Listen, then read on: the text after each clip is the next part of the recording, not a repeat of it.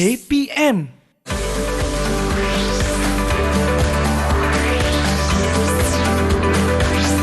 Didik TV KPM.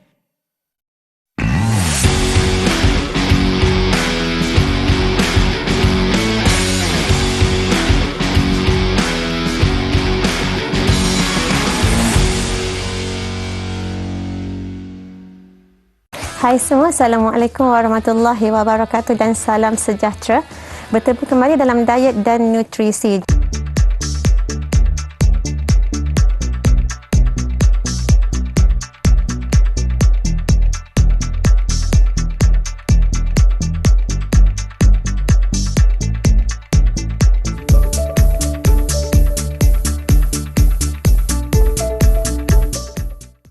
Untuk hari ini kita akan terus membincangkan tentang pemakanan sukan secara spesifik.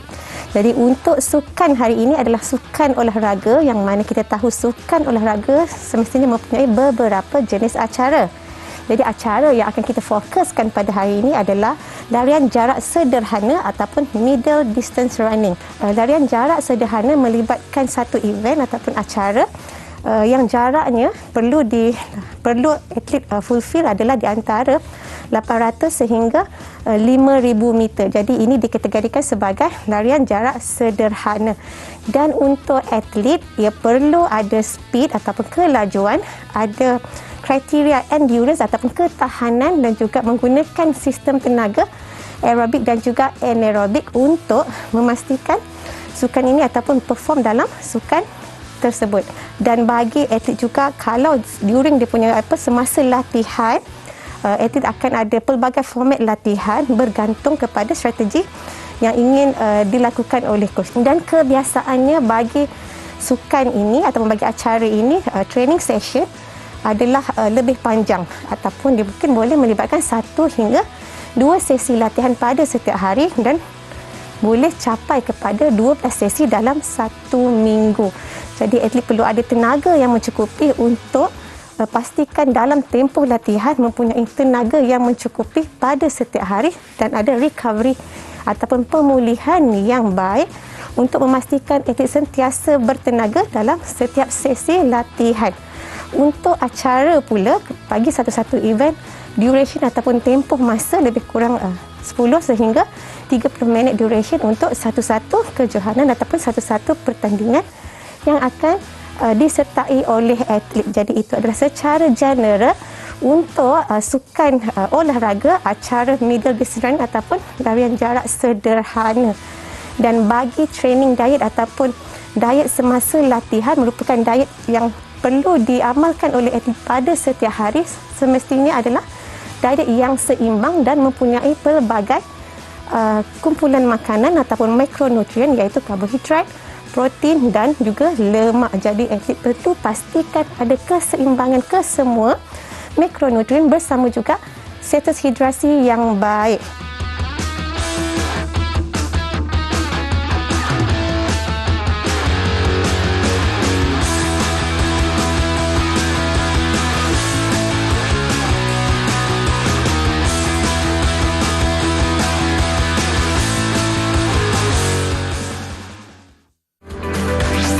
Didik TV KPM. Didik TV KPM.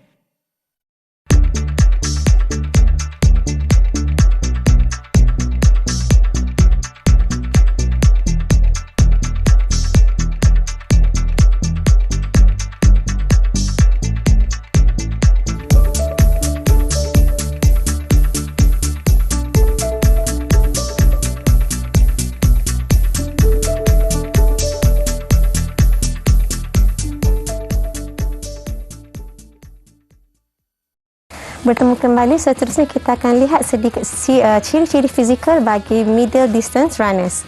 Untuk middle distance runners ada beberapa kriteria yang perlu dipenuhi oleh atlet tersebut, antaranya dari segi ketinggian, yang mana ketinggian medium adalah sangat sesuai untuk larian jarak sederhana. Dan kemudian kita akan lihat kepada lean body composition, yang mana untuk acara ini kita tekankan atlet ini supaya mempunyai otot yang tinggi dan juga jisim lemak yang lebih rendah. Jadi power to weight ratio dia akan lebih tinggi dan membantu untuk meningkatkan speed bagi acara ini. Seterusnya kita akan lihat pula bagaimana ataupun apakah pemakanan yang sesuai secara spesifik semasa latihan bagi atlet yang menceburi larian jarak sederhana. Kita akan tengok kepada yang pertama, iaitu karbohidrat, di mana karbohidrat difahami adalah sumber tenaga yang paling utama. Dan kalau kita pergi kepada spesifik keperluan mengikut berat badan atlet, untuk acara ini atlet memerlukan di antara 7 hingga 10 gram karbohidrat bagi setiap kilogram setiap hari. Jadi atlet perlu tahu sama ada latihan mereka ataupun training ataupun competition memerlukan keperluan karbohidrat yang bagaimana. Itu untuk sumber karbohidrat, dan perlu difokuskan kepada sumber karbohidrat kompleks yang mana tinggi dengan nutrien dan juga tinggi dengan karbohidratnya, nutrient rich karbohidrat. Dan apabila atlet dapat tahu berapa keperluan karbohidrat secara individu, dia perlu pastikan diagihkan keperluan karbohidrat itu kepada beberapa waktu makan, dan boleh ditambah untuk snack sekiranya intensiti menjadi lebih tinggi. Antara sumber karbohidrat yang baik adalah sumber-sumber bijirin, pasta, nasi, dan juga buah-buahan juga merupakan sumber karbohidrat yang baik, yang mana ia akan datang bersama dengan vitamin dan minerals bersama dengan fiber. Kalau bercakap tentang protein pula, iaitu makronutrien yang kedua, atlet ini memerlukan protein di antara 1.5 hingga 1.7 gram bagi setiap kilogram berat badan. Kalau kita perasan dia agak tinggi berbanding dengan orang biasa, yang mana orang biasa hanya memerlukan di antara 0.8 hingga 1 gram bagi setiap kg. Apakah antara sumber-sumber protein? Kita ada sumber protein haiwan dan juga sumber protein tumbuhan. Jadi ambil lean meat ataupun bahagian ayam yang kurang lemak, ambil daging, boleh ambil sumber daripada sumber tumbuhan seperti tofu, tahu, tempe, dan pastikan mendapat ke semua asid amino daripada sumber protein ini untuk muscle mass, untuk jisim otot yang lebih baik. Kemudian bila bercakap tentang lemak, ramai beranggapan lemak tidak penting untuk semua orang ataupun kita tak perlukan lemak. Hakikatnya kita masih memerlukan lemak untuk fungsi-fungsi tubuh yang normal. Tapi bagi atlet, kita fokuskan lemak tersebut kepada lemak yang lebih sihat, healthy fats. Yang mana healthy fats ini kita boleh dapat daripada ikan ataupun ikan laut dalam, kita boleh dapat daripada avocado, daripada olive oil, yang mana akan kita dapat mufa dan pufa yang tentunya contribute kepada kesihatan yang lebih baik dan memenuhi keperluan lemak harian yang diperlukan untuk atlet. Jadi yang seterusnya adalah hidrasi, yang mana hidrasi dan prestasi atlet tidak dapat dipisahkan. Jadi pada setiap hari semasa latihan, semasa hari biasa, atlet perlu pastikan atlet sentiasa kekalkan hidrasi yang baik. Jumlah air yang diminum pada setiap hari seharusnya regular ataupun mencapai keperluan, dan cara yang paling mudah untuk atlet pantau keperluan hidrasi sama ada baik ataupun tidak, atlet boleh lihat sendiri warna urin ataupun warna air kencing. Jadi kita fokus kepada urin untuk clear color ataupun kita kata straw color ataupun pale color. Jadi warna yang pucat itulah yang terbaik untuk pastikan pada setiap hari atlet sebenarnya berada pada tahap hidrasi yang baik, yang mana ini akan membantu menjamin prestasi atlet di dalam latihan dan juga semasa competition. Seterusnya kita akan move on kepada pemakanan semasa competition. Okey, pemakanan semasa competition. Kalau tadi semasa latihan adalah training diet yang normal. Jadi kita tengok pula kalau semasa competition untuk atlet bagi larian jarak sederhana ini penting juga untuk menjaga jumlah pemakanan, kuantiti makanan yang diambil dan juga masa yang diambil. Jadi 3 hingga 4 jam sebelum competition sebaiknya atlet ambil makanan yang komplit ataupun tinggi karbohidrat, rendah dengan lemak dan juga rendah dengan fiber, tetapi ada moderate protein. Maksudnya 3 hingga 4 jam sebelum atlet masih perlu makan untuk pastikan semasa bertanding atlet mempunyai tenaga yang mencukupi. Kita elakkan pengambilan fiber yang tinggi ataupun lemak yang tinggi, yang mana ia boleh mengganggu sistem penghadaman, yang mana kesannya apabila pertandingan nanti atlet mungkin mempunyai masalah tidak keselesaan perut, ada masalah digestion yang mana akan mengganggu running session atlet semasa pertandingan. Jadi 3 hingga 4 jam sebelum, pastikan makanan yang dipilih itu bersesuaian, ada kumpulan karbohidrat, ada kumpulan protein dan juga ada sedikit lemak dan juga sedikit fiber. Yang penting ialah untuk pastikan atlet sentiasa bertenaga di awal pertandingan. Jadi kita perlukan 3 hingga 4 jam sebelum. Kemudian selepas itu 1 hingga 2 jam sebelum, atlet juga boleh top up energi dengan mengambil kuantiti yang kurang daripada yang 3 hingga 4 jam untuk top up kepada keperluan karbohidrat tersebut. Jadi penting untuk atlet pastikan makanan yang sesuai, roti dalam 1 hingga 2 keping, yogurt bersama buah-buahan antara pilihan makanan yang boleh diambil 1 hingga 2 jam, yang mana kita pastikan makanan tersebut tidak mengganggu sistem pencernaan. Jadi daripada 3 hingga 4 jam, 1 hingga 2 jam, pastikan makanan yang diambil adalah makanan-makanan yang biasa diambil pada setiap hari, bukan pada competition sahaja baru atlet ambil makanan tersebut. Dan pastikan juga pengambilan air yang mencukupi 4 hingga 600 ml daripada awal, kemudian semasa 1 hingga 2 jam. Kalau kata 1 hingga 2 jam tak mampu nak makan makanan yang solid, makanan yang pejar untuk top up kepada keperluan karbohidrat, maka atlet boleh pilih makanan yang jenis liquid ataupun cecair, smoothies ataupun jus campur dengan susu, milkshake untuk top up kepada keperluan tenaga semasa pertandingan. Itu antara guidelines untuk pertandingan bagi middle distance runner. Dan perlu diingatkan juga, kalau untuk middle distance runner, mungkin tempoh perlawanannya adalah singkat, di antara 15 hingga 30 minit untuk satu-satu acara, sebab dia melibatkan jarak di antara 800 meter sehingga 5,000 meter. Jadi sebenarnya sebelum atlet nak mencapai kepada tahap itu, mungkin akan ada terdapat beberapa saringan. Jadi ini juga penting.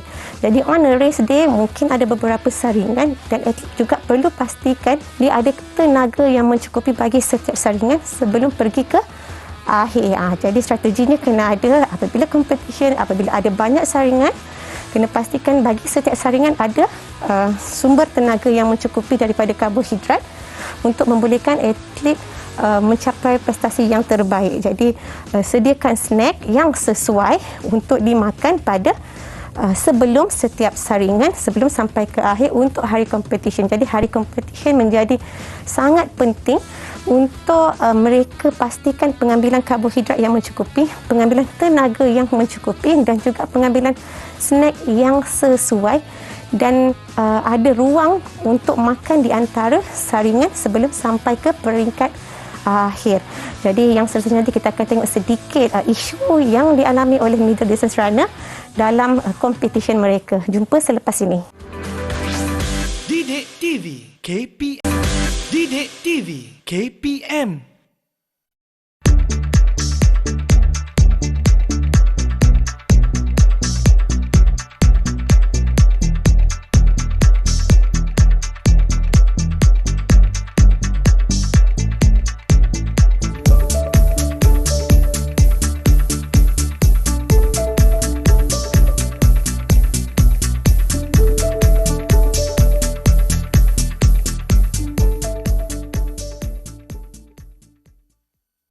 Jom semua, seterusnya kita lihat pula recovery nutrition ataupun pemulihan selepas competition ataupun selepas latihan.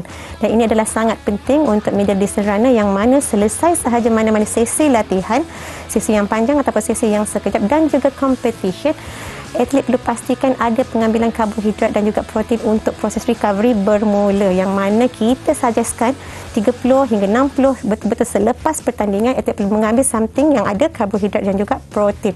Kalau karbohidrat itu kita suggest ataupun kita cadangkan di antara 1 hingga 1.5 gram bagi setiap berat badan, dan protein lebih kurang 0.3 gram bagi setiap kilogram. Jadi kena ada combination di antara karbohidrat dan juga protein untuk proses recovery berlangsung betul-betul sejurus selepas latihan ataupun competition. Jadi betul-betul kita nakkan ada refuel kepada masa glycogen, penggantian karbohidrat untuk masa glycogen, dan juga ada sumber protein untuk muscle repair. Jadi penting untuk ada recovery supaya next session ataupun sesi seterusnya atlet dapat training dengan baik ataupun dapat compete lagi selepas sahaja sesi recovery berakhir. Jadi untuk sukan ini juga ataupun acara ini juga ada beberapa isu ataupun cabaran pemakanan yang terpaksa atlet lalui. Di antaranya apabila melibatkan travelling, yang mana kita tahu atlet dan travelling tidak dapat dipisahkan, dan travelling itu sendiri yang pertama akan mengganggu gugat cara ataupun corak pemakanan atlet itu sendiri, yang mana dalam tempoh travelling bergantung kepada tempoh perjalanan. Kalau perjalanan itu sekejap mungkin tidak mengganggu pengambilan makanan, tetapi sekiranya travelling itu dalam satu jangka masa yang panjang, atlet perlu bijak untuk ada pelan makanan dan pilih makanan yang sesuai untuk tempoh perjalanan yang panjang, dan sebaiknya stick kepada waktu makan yang masih sama pada setiap hari event walaupun masih dalam perjalanan. Yang seterusnya, elakkan rasa stres, anxiety, resah. Kena kawal perasaan-perasaan tersebut kerana dibimbangi disebabkan stres ataupun anxiety tersebut, pengambilan makanan menjadi semakin kurang. Okey, jadi ini tak baik untuk atlet punya performance, yang mana kita tahu tenaga itu diperlukan pada setiap masa latihan dan competition. Jadi sekiranya keresahan ataupun stres ini mengganggu pengambilan makanan, kita khawatir akan ada banyak ketidakcukupan karbohidrat, vitamin, minerals dan juga protein dan juga makronutrien yang lain. Okey. Yang seterusnya, masa competition itu sendiri. Okey, bila travel, atlet kena alert dengan masa competition ataupun masa pertandingan.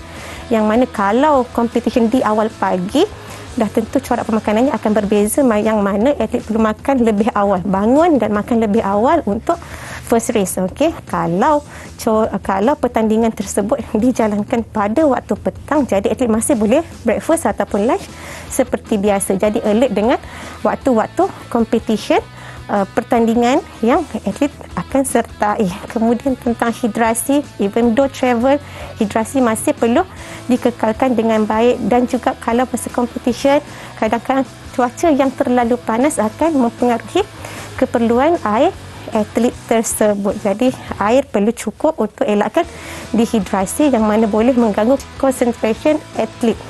Dari segi jenis makanan, pastikan makanan yang diambil adalah makanan-makanan kebiasaan. Kita tak nak di hari competition atlet ada masalah cirit-birit ataupun diarrhea dan ketidakselesaan perut, yang mana at the end atlet tidak dapat bertanding untuk hari tersebut. Untuk atlet juga, kadang-kadang masa pre-season juga penting. Kita bimbang atlet akan makan terlebih sehingga mengganggu jisim lemak dan juga jisim otot. Jadi untuk middle distance runner, pastikan pengambilan makanan seimbang dan sesuai untuk keperluan tubuh badan supaya mendapat jisim otot yang sesuai dan juga lemak tubuh yang sesuai, dan nasihat daripada yang pakar.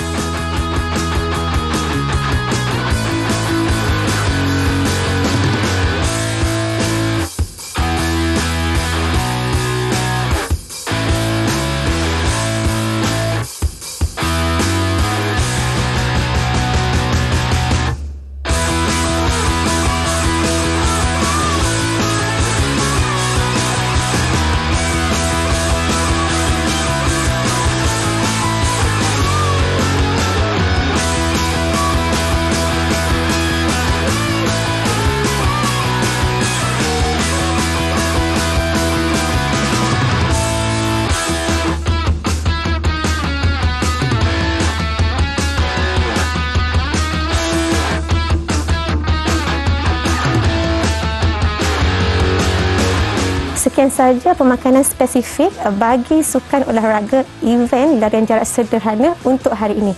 Jumpa lagi dalam Diet dan Nutrisi bersama saya, Dietitian Nora.